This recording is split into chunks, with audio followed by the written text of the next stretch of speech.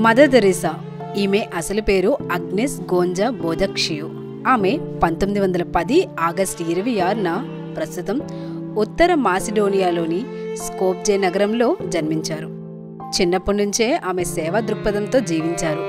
18వ ఏట మత సేవ కోసం ఇండియాకు వచ్చి కోల్కతాలో స్థిరపడ్డారు. 1950లో మిషనరీస్ ఆఫ్ చారిటీ అనే సంస్థను స్థాపించారు.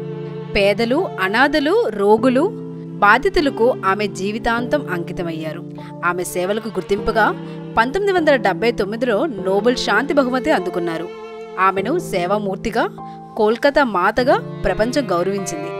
భారత ప్రభుత్వం 1980లో భారతరత్న పురస్కారాన్ని ప్రదానం చేసింది. 1997 సెప్టెంబర్ 5న ఆమె కన్నుమూశారు. ఆమె మరణించినప్పటికీ ఆమె సేవా సంస్థలు ఇప్పటికీ ప్రపంచవ్యాప్తంగా కొనసాగుతున్నాయి. మదర్ తెరీసా జీవితం ప్రేమ, సేవ, త్యాగానికి ప్రతీకగా నిలిచింది.